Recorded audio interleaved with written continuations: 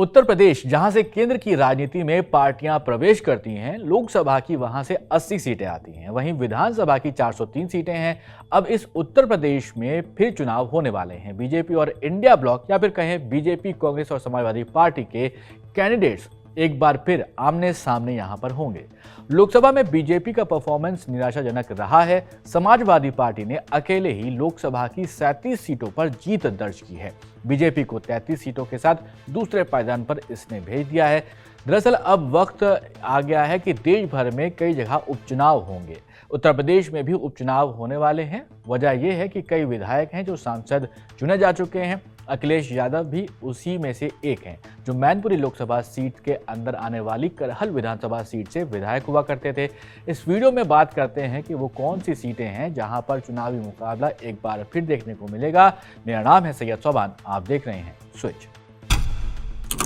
BJP और Samajwadi party दोनों ही अपनी मजबूत दावेदारों को उपचुनाव में यानी कि बाईपोल में उतारने की तैयारी कर चुके हैं। लेकिन आपके मन में सवाल ये भी होगा कि उपचुनाव होते ही क्यों हैं। इसका सीधा जवाब यही है कि कोई भी एक साथ दो पद पर नहीं रह सकता है। अगर कोई सांसद 2 सीटों से चुनाव लड़ता है तो उसे एक सीट छोड़नी पड़ती है। उदाहरण के तौर पर अगर आप देखें तो राहुल गांधी ने वायनाड और रायबरेली से चुनाव लड़ा था और दोनों से ही यहाँ पर उन्होंने चुनाव में जीत दर्ज की थी। अब ऐसे में उनको एक सीट से छोड़ना पड़ेगा। उनको एक सीट यहाँ पर representation of the people act of 1951 के तहत सीट को 14 दिन के अंदर ही छोड़ना पड़ता है। एक सीट को अगर आप 2 से लड़ रहे हैं तो यहाँ पर उपचुनाव कराए जाएंगे। वैसे ही विधानसभा से कोई विधायक है और चुनाव जीतकर सांसद बन जाता है तो उसे भी विधायकी छोड़नी पड़ती है। उदाहरण के तौर पर अगर आप देखें तो अखिलेश यादव करहल सीट से विधायक थे। कन्नौज से सांसद बनने के बाद उन्होंने अपने पद से इस्तीफा दे दिया है। अब वहाँ पर भी उपचुनाव कराए जाएंगे। और एक केस ये भी होता है, अगर किसी की मृत्यु हो जाती है तो भी वहाँ पर उपचुनाव होते हैं। अब वो सीट कौन सी हैं जहां पर उपचुनाव होने वाले हैं उत्तर प्रदेश में, तो वो भी आपको यहां पर बता देते हैं। तो इन सीटों के लिस्ट में मैनपुरी की करहल सीट, फैजाबाद की मिल्कीपुर सीट, अंबेडकर नगर की कटेहरी सीट, मुरादाबाद की कुंदरकी सीट, अलीगढ़ की खैर सीट, गाजियाबाद की सदर सीट, प्रयागराज की फूलपुर सीट, मीनापुर विधानसभा सीट, मिर्जापुर की मजवा सीट इनमें शामिल है। अयोध्या सीट फैजाबाद लोकसभा क्षेत्र के अंतर्गत ही आती है। यहां से समाजवादी पार्टी के अवधेश प्रसाद सांसद बन चुके हैं। अयोध्या की मिल्कीपुर विधानसभा सीट से अवधेश प्रसाद विधायक हुआ करते थे।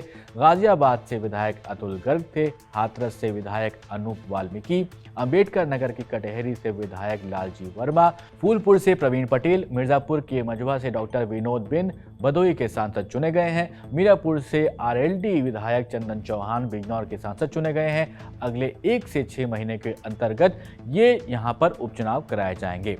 अब इन सीटों में 5 पर बीजेपी और 4 सीटों पर समाजवादी पार्टी के विधायक हुआ करते थे। लोकसभा में खराब प्रदर्शन के बाद बीजेपी अपनी पूरी ताकत सपा वाली सीटों को भी अपना करने में लगा देगी, जीतने की इसको कोशिश करेगी। अब देखना यह होगा कि जिस गठबंधन के साथ लोकसभा चुनाव लड़ा गया है, क्या वैसे ही उपचुनाव भी लड़ा जाएगा, क्योंकि सपा और कांग्रेस ने गठबंधन में लोकसभा चुनाव लड़ा था। ऐसे में अगर ये 7 चुनाव लड़ते हैं तो कौन सी सीट किसके खाते में आएगी। वहीं बीजेपी के साथ आरएलडी भी यहाँ पर लोकसभा चुनाव में लड़ी थी। उपचुनाव में भी वो साथी होने वाले हैं, ये तो लगभग पक्का ही है। अब देखना होगा कि क्या बीजेपी जिस तरह से सपा से लोकसभा चुनाव में पिछड़ गई, क्या विधानसभा चुनाव में उसकी भरपाई कर पाएगी या फिर नहीं। जरूर कमेंट बॉक्स में हमें बताइएगा और ऐसे ही वीडियोस के लिए आप देखते रहें स्विच।